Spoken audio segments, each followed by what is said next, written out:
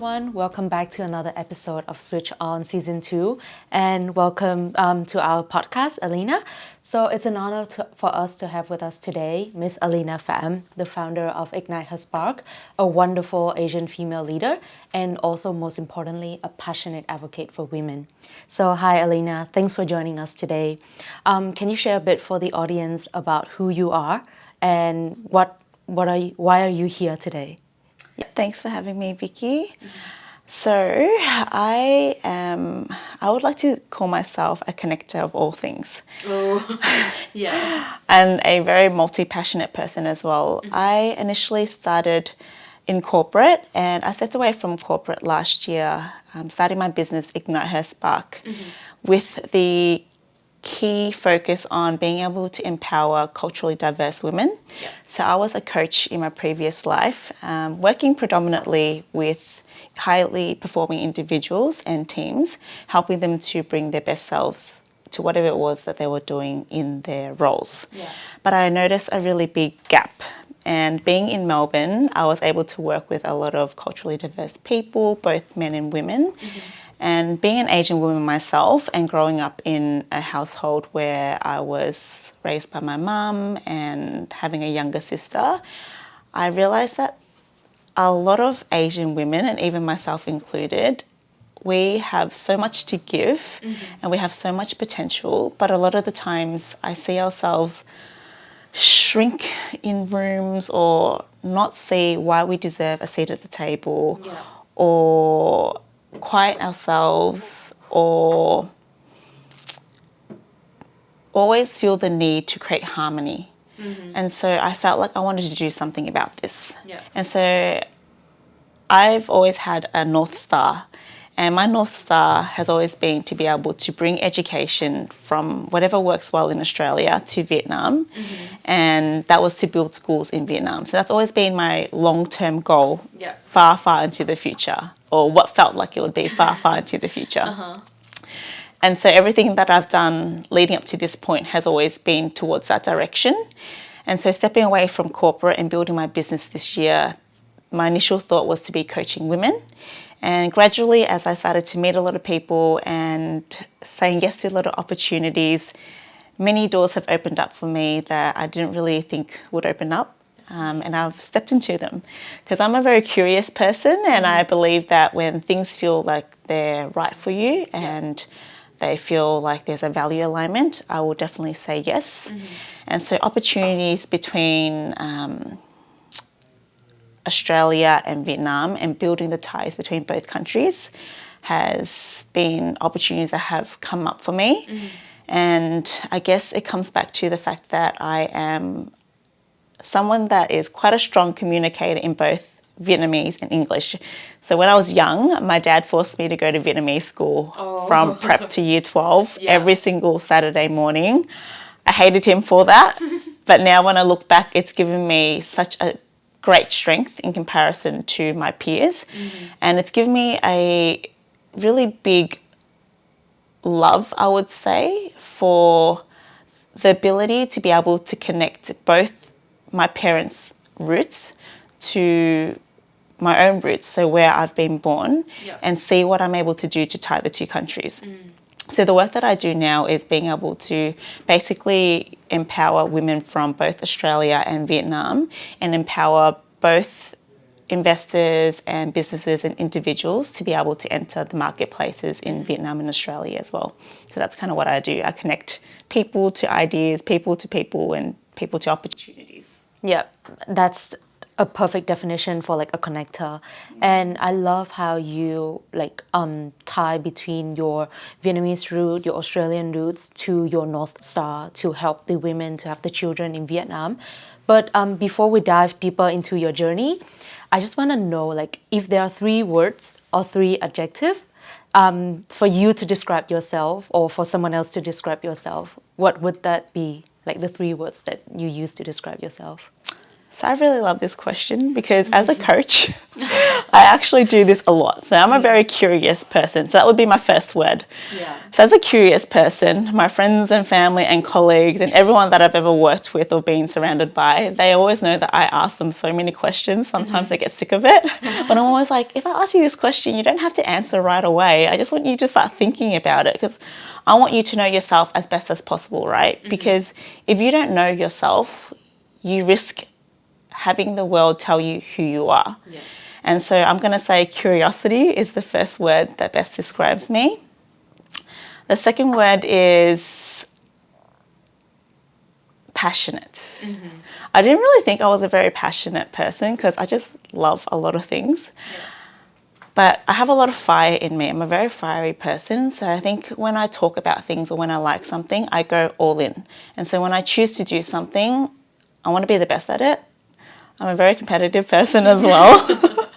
And so I put my heart and soul into everything that I do. And I think the passion comes across for a lot of people, and it translates that way. And it wasn't something that I do with intention, but it just comes across that way. And I'm glad that it translates, because I've always tried to seek for my passion, but I think it just came to me without even realizing it. So curious, passionate, and the last thing would be I am an ambassador. I really love it when I see that people love something or they have a strength in them. I always try to drive and support them in continuing on doing what it is that's already within them, and I will always be an advocate for them.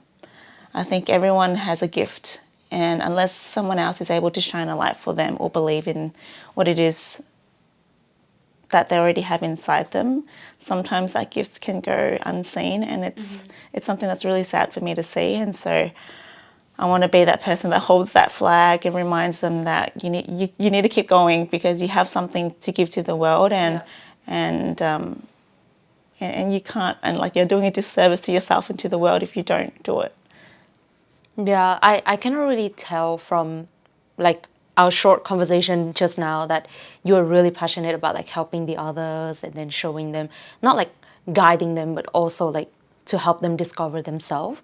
Yeah, and I think you can do that because I would assume that you have a strong understanding, like a really deep understanding of yourself and also your root as well. So, as a Vietnamese daughter who was born and growing up in Australia, how do you think your Vietnamese root has defined who you are today or shaped you into who you are today? Oh, I think about this all the time.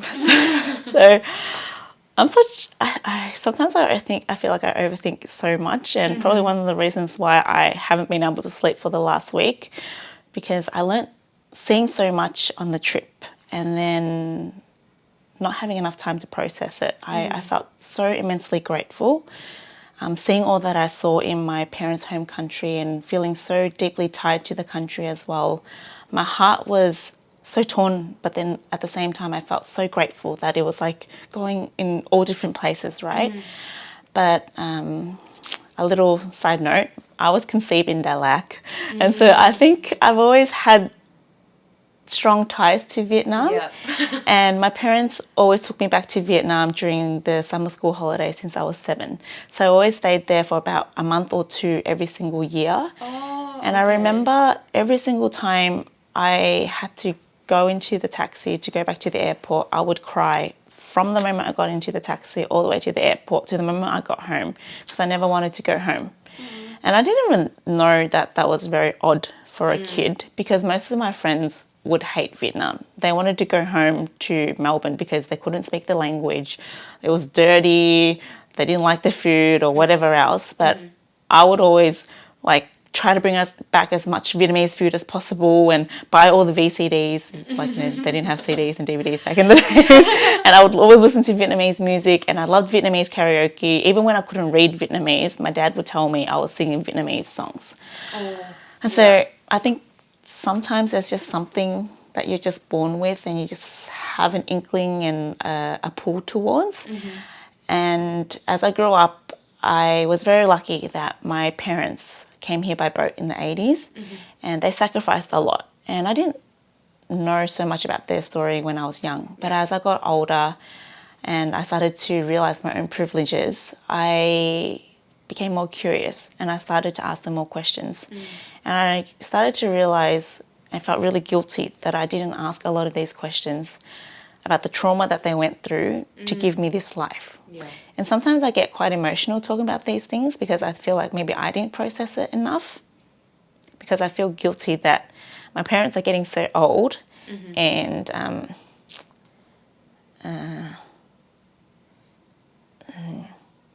It's all good if you need a moment. I don't know why sometimes when I talk about my parents, I don't know why I always get emotional. It's so weird. It's totally fine. It's totally normal. Yeah.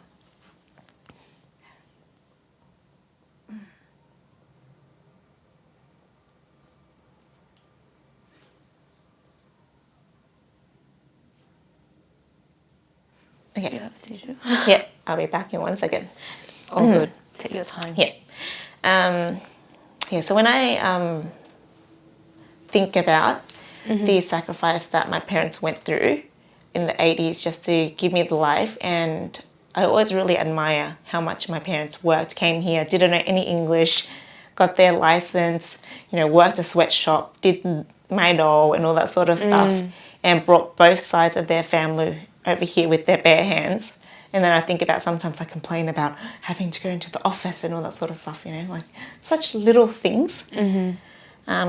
But I was really lucky because they were able to bring both my grandpa and my grandma on my mum's side over, and then my grandpa on my dad's side over. And so because of them, I was able to communicate with them in Vietnamese. And also my uncles and aunties. I have really big families, like 9 uncles and aunties on my mum's side and 8 uncles and aunties on my dad's side. And so none of them knew English. And so growing up, I was the oldest grandchild. And so I always spoke Vietnamese with them. And I think that really gave me a really strong, grounded root in the Vietnamese language. And they built like a mini Vietnam for me. And so I always have really fond and warm memories around all that. And I always have this really strong sense of responsibility, or sometimes a sense of burden almost, to give back, because they gave so much to me. And as I grew up, I got to know my dad better and my mum better. And they separated when I was in high school, but I've always felt like education gave me this path that my parents never got, because they sacrificed not going to school to give me the life that I got. And I just felt like if there's nothing else that I can do for them, I want to leave a legacy for them to thank them, because they're not going to live forever. I'm not going to live forever. What's going to live forever? And the only thing that I could think of was like a legacy, like a foundation, something that will live on with their name. And so I came across the Vietnamese Museum a couple of years ago through my friend Liam. So he knew about all these things that I've been thinking about for a long time. And then when he realised that the Vietnamese Museum was working on building a museum, and they were looking at, preserving stories for boat people, he was like, you need to volunteer for them. This is what you've always wanted to do.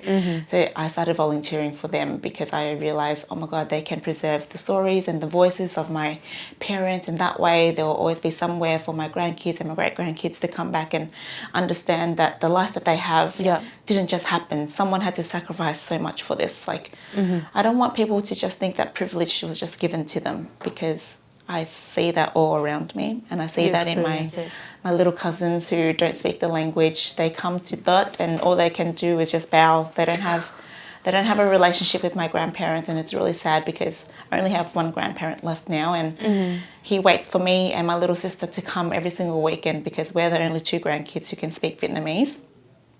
And being able to communicate is the only way you can have a connection.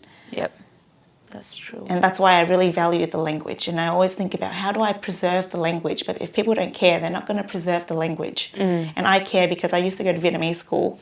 And every single Saturday we used to have like Tết Trung Thu, and then we'll have things like Bánh Trung Thu, and then we'll have like Long Dang, and then we'll do dances, and like there's a lot of memories attached to it. Yeah. And I think the thing that's lacking now is that we don't have special rituals that are attached to these moments where you're learning the language, right? You can learn the language on Duolingo, but there's no emotional attachment to things. Yep. And that's the thing with anything.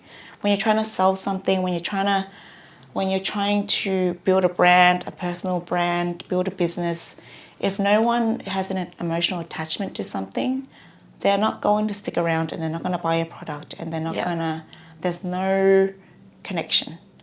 And when I was a part of the Australian Vietnamese Leadership Dialogue this year, that was one of the questions that was posed as well. Like, how do we, as a second generation Vietnamese, continue to preserve the language that we hold on? Because to be honest, most people don't care.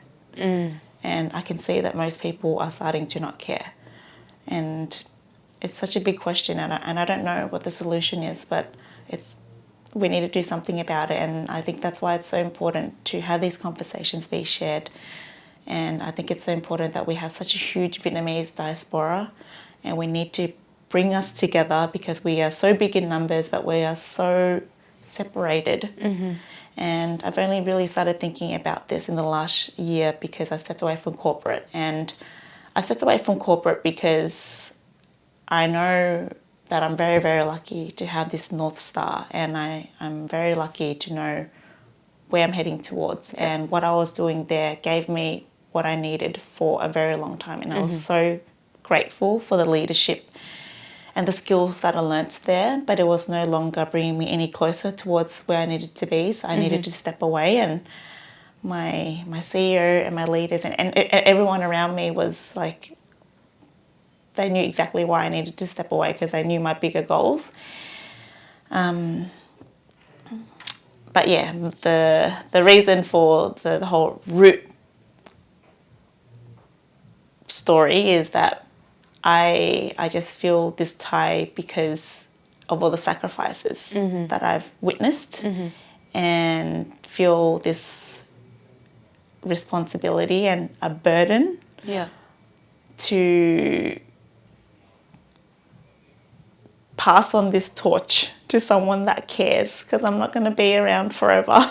Oh, don't say that. But as a Vietnamese student in Australia, I feel really lucky to have someone like you, someone with like a North Star to preserve the culture, the Vietnamese culture in Australia, and also to kind of like bring the goods of Australia back to Vietnam and tie the connection between the two countries, because not just for second generation Vietnamese in Australia, but for international students as well, we need a community for us to feel belong to the bigger, to the wider community in Australia. And it also helped us to feel really supported.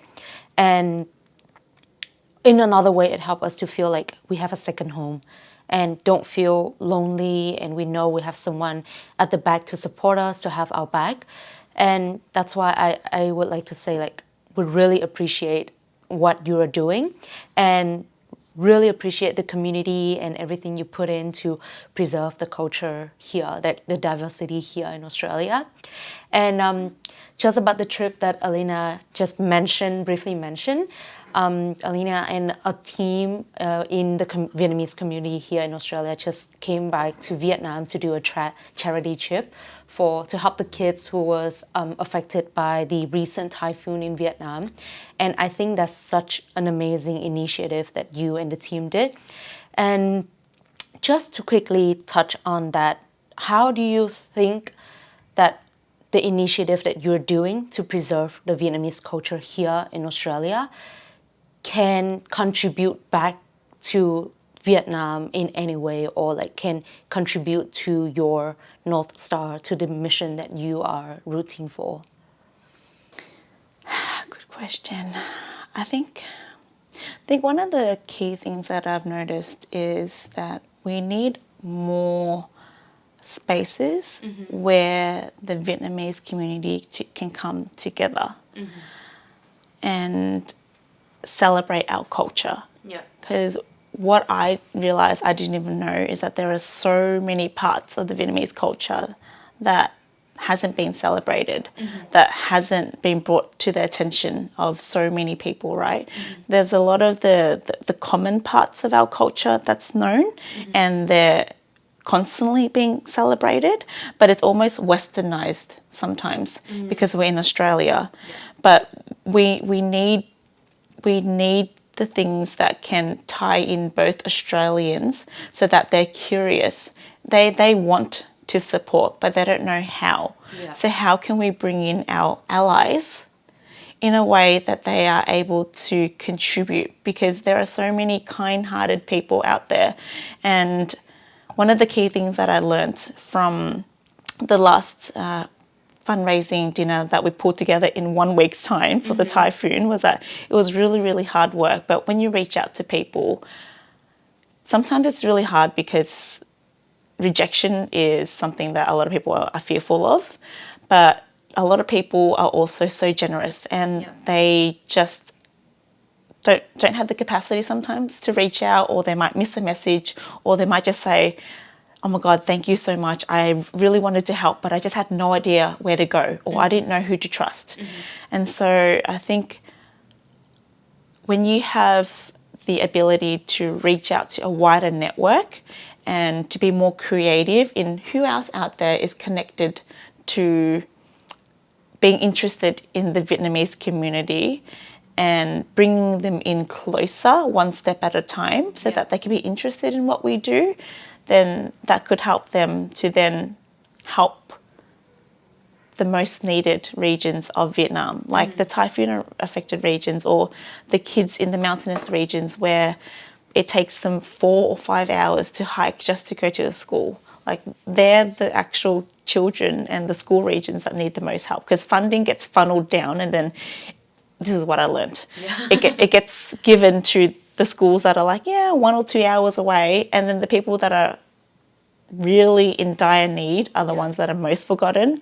They're the ones that are like the ethnic minorities that are waiting for funding that will come in like 2030. And they require the manpower. You have to put in the hard yards to go all the way there to give them the funds so that they can have one bread roll or their first textbook.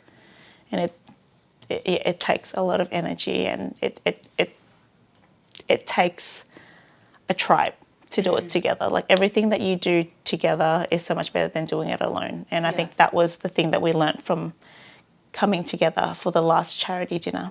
Yeah. And as you say, I believe there are so many kind-hearted people out there who just don't know how to contribute back to the community, or don't know where to do that. And it's really important to have those like build up community, and just like a means to pull people towards each other and to contribute to the same purpose. Yeah. And talking about the other side of your North Star, which is to support and empower women, and especially like Asian women in a Western country like Australia. So I noticed that one of your mission is to lift the invisible ceilings for women. And I'm wondering, like, how did you come up? Like, what kind of events, or did you experience any events that help you realize that you need to lift the ceilings for women? And how does that issue is like? How is that issue happening in Australia? Did you observe anything, or yeah? So the invisible ceiling concept came about through many nights of brainstorming. Initially, I want to use my voice to be able to make changes. Yep. And the reason why is because I love personal development, and I love watching people talk on stages, and I feel really inspired and empowered when I hear people speak. And a lot of the speakers are always men or women of other colours, and I don't see a lot of women like us. And I've always thought, why can't it be me? Like, it's really hard to do something when you don't see someone that looks like yourself. Figure, yeah. And role modelling is something that I always think about, because I have a younger sister, and I've always seen my mum try to tell us to do this or do that, or even my dad. And then I realized through my friends who have had children and babies, and they'll tell me, the best way to actually teach a child is to role model behavior. So it's not telling them, it's to show them.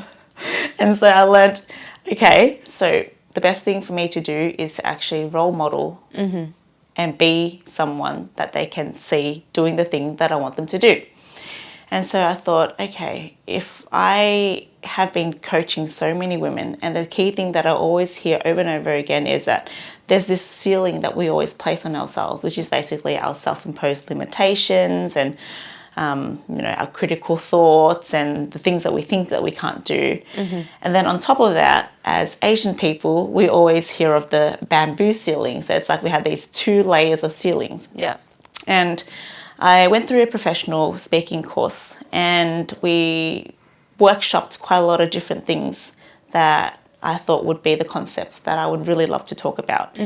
And the thing that has always been in my mind has always been more around what we don't see. And I think that's more the invisible ceiling, which is what we don't often see as invisible ceiling. So it's almost like a blind spot. Yeah. So instead of just the obvious ceilings of this is the stuff that happens for Asians, or this is the stuff that happens for men, or this is the stuff that happens for women as the cap, these are the things that often we might not see because it's just in our minds. But they're not as tangible.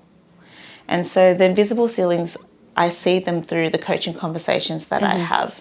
And it's not to say that they will be completely moved, but they can be lifted and lifted and lifted and lifted. Gradually. And so people often ask me, what is coaching? Coaching, I don't give you the answers, but it's about being able to help you find a forward momentum. It's about shining a light so that you're able to find a way forward. Yeah. I'm not a guru who gives you the answer so that you're able to be the best person ever. Yeah. But I'm helping you to feel like you're less stuck and to find what is it that you can do as the next best step. And it's all within you. It's not me. Yeah. So that's where that invisible ceiling concept came from. Oh, that's very interesting because as a woman myself, I know that we sometimes, because of multiple factors from the environment, from the society, also from what we read and what we believe, there are a lot of self-imposed, as you say, ceilings and belief that we put on ourselves. But usually it's not true. And it's just all in our heads and all of our overthinking thoughts and everything. Yeah. And I think having someone as like a role model of figures for you and then guide you towards the right path, it's very, very helpful for especially young people like us, because otherwise we will spend a lot of time just overthinking without doing, and then just wasting a lot of time and effort. We all do. Yeah.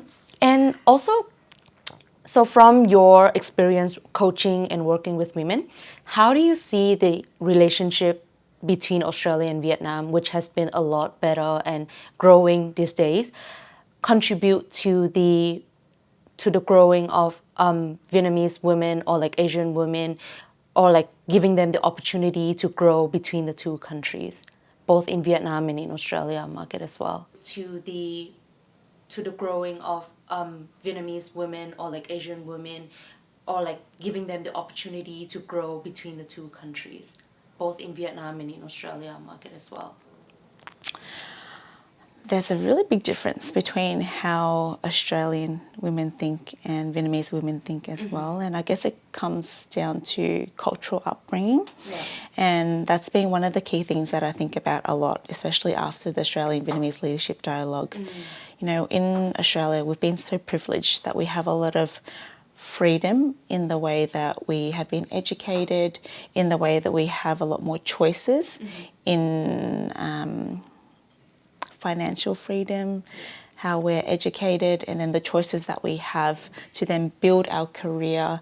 Do we want to have children? What are the next steps? There's a lot more flexibility and room and choices, right? And I think freedom comes with choices.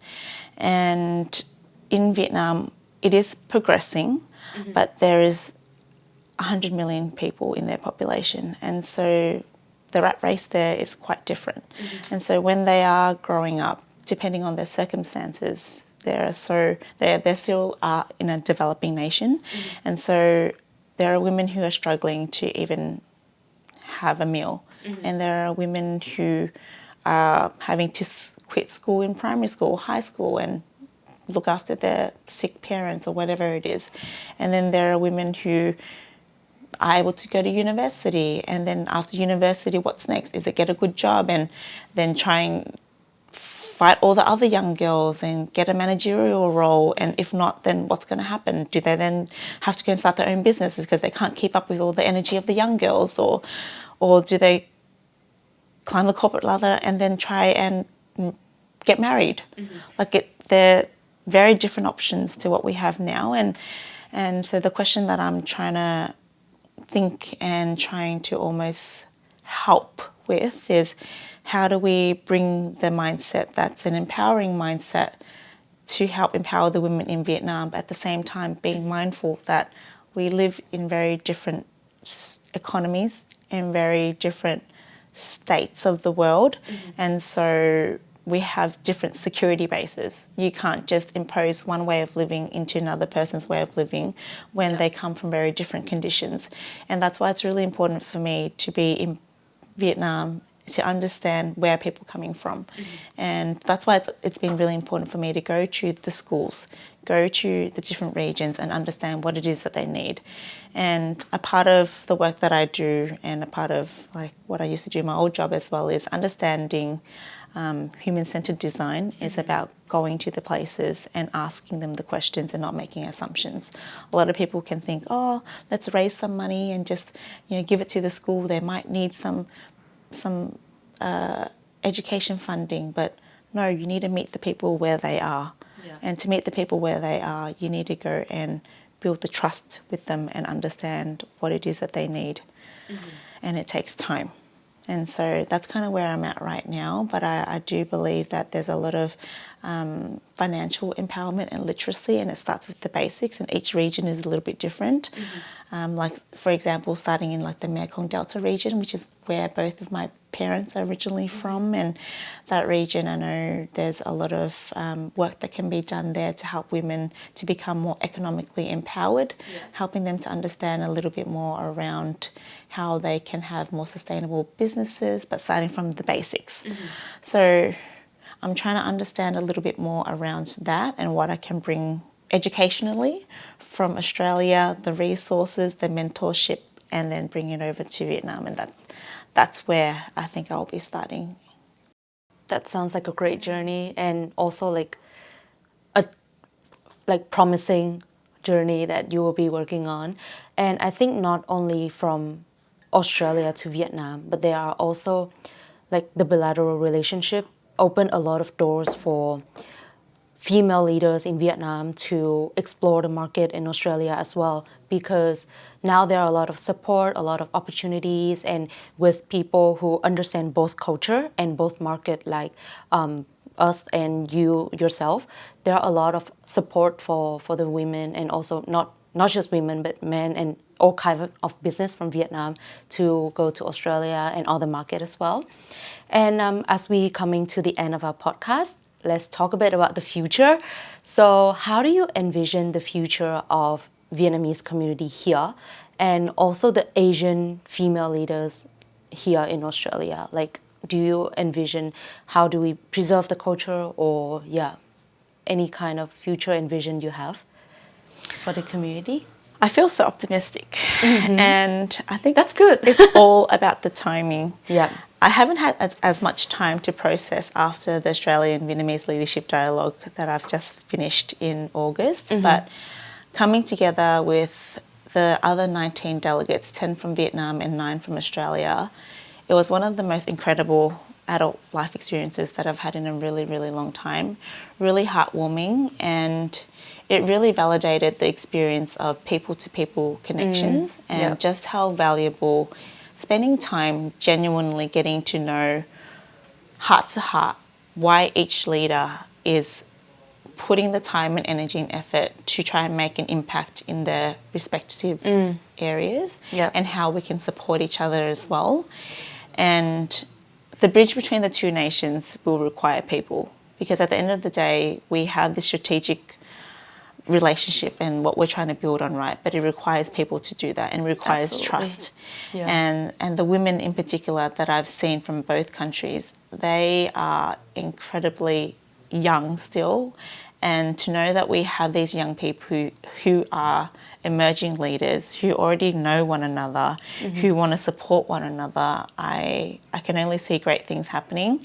And even just speaking from Melbourne's perspective, right? We have a couple of AVLD alumni, and from last year and even this year, we want to get together to see how else can we bring the diaspora of just Australia. Like this year, I've connected with some from the Northern Territory, from Western Australia. We've brought their partners along, and we're thinking, how can we get like the Vietnamese Australian Professional Network that's already started in Melbourne, and linking them together so that we can come together more often. Like there are so many of us, and there's so many opportunities. The only thing that we're lacking is time, because we are all running our own businesses. We're all doing so many things. We're all basically not sleeping, but we're also passionate. Yeah. I think the most beautiful thing is that when you meet passionate people, it drives you even more. And we always remind each other to rest. But because we have so many ideas and so many things that we feel like we want to keep doing and doing, it makes me feel really, really optimistic about the future. And the leaders, even the younger leaders that I've met at a couple of the networking events, they're really, really incredible. So intelligent, and just really big hearts who want to make an impact. So I couldn't be more optimistic than I am now. Oh, I'm so excited to see like how things will go around. And I know everyone has like 24 hours a day, but like what people say, a very cliche thing to say is, if you have like, if there's a will, there's a way. So I'm sure like with all the passion and then all the like determination that you guys have, there will be like positive future around. And one last question for you. So if you have a one final tip for future female leaders, what would be your tip for them?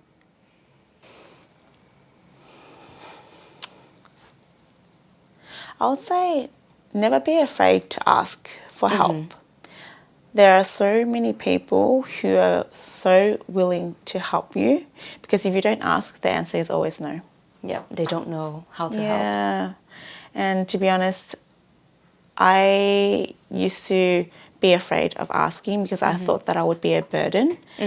But the amount of times where people have felt grateful to be able to help, because it gave them a sense of being valued, Yeah. and it also made them feel like they were able to contribute in a meaningful way.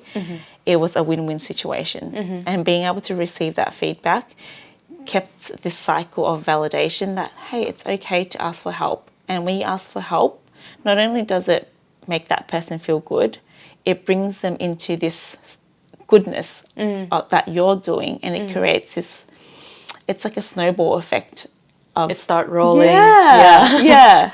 So now I'm no longer afraid to ask. Like when I was running the charity event on Sunday and just asking all these professional hair and makeup artists to do pro bono work, I literally just messaged a whole bunch of people. And on the night on Sunday, everyone was like, how did you get all these girls to just come for free? I'm like, I just asked a bunch of people. And the girls were so thankful that I asked them, because they said, this is such a meaningful night, and to be a part of this, and to be a part of such a special event that's not normally run like this. It's not every day it happens, and so the energy is so contagious, and it's so warm and so loving, and it made every sleepless night worth it.